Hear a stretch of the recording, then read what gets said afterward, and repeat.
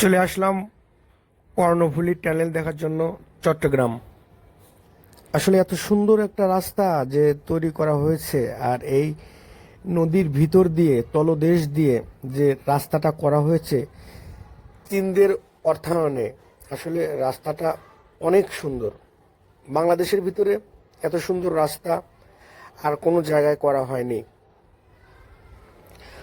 আর চীনেরা এত সুন্দরভাবে এই রাস্তাটা করে দিয়েছে যা আসলে কল্পনার বাইরে।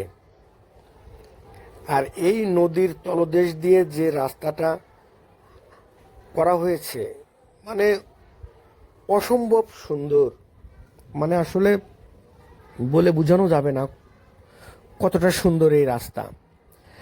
আর এই চ্যানেলের রাস্তা দুই পাশে মনোরম পরিবেশ, আর একদম রাস্তাগুলো পরিষ্কার পরিচ্ছন্ন।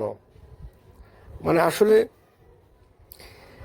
যারা এই জায়গায় গিয়েছে তারা এই রাস্তার দৃশ্যটা উপভোগ করেছে,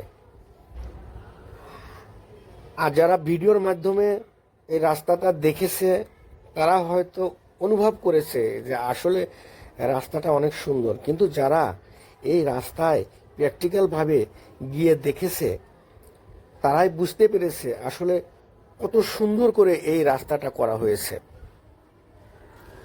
নদীর তলদেশ দিয়ে এই রাস্তা আসলে বাংলাদেশের জন্য একটা ইতিহাসের মতো, কারণ এই নদীর তলদেশ দিয়ে যে চ্যানেলটা করা হয়েছে এটা বাংলাদেশের এই প্রথম। আর এত সুন্দর ভাবে চীনেরা এই রাস্তাটা করে দিয়েছে যা আসলে বলে বোঝানো যাবে না, এত সুন্দর রাস্তা।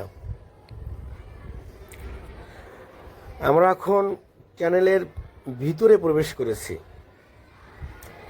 দেখেন কত পরিষ্কার পরিচ্ছন্ন, একদম ঝকঝকে রাস্তা।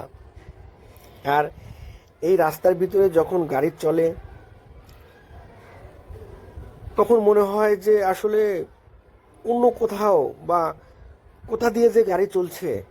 আর এই রাস্তায় এই টানেলের ভিতরে মানে এত শীতল হাওয়া, ঠান্ডা অনুভব হয়, মনে হয় যে এই রাস্তার এসি লাগিয়ে রেখেছে। হয়তোবা লাগানো আছে কি নাই আমরা অতটা দেখতে পারিনি, তবে রাস্তার ভিতরে যখন গাড়ি চললো বা গাড়ি চলছে তখনই অনুভব হলো যে না, এত শীতল হাওয়া, ঠান্ডা, মনে হয় এই রাস্তার ভিতরে এসি লাগানো।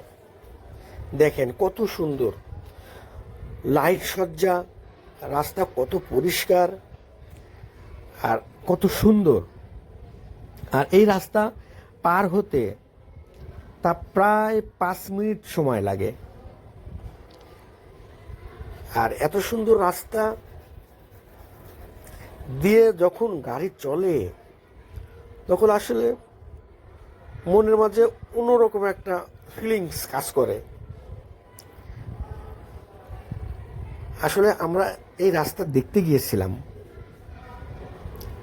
কারণ অনেক ইচ্ছা ছিল যে এই কর্ণফুলী চ্যানেলের ভিতর দিয়ে প্রবেশ করে এই রাস্তাটা একটু দেখব।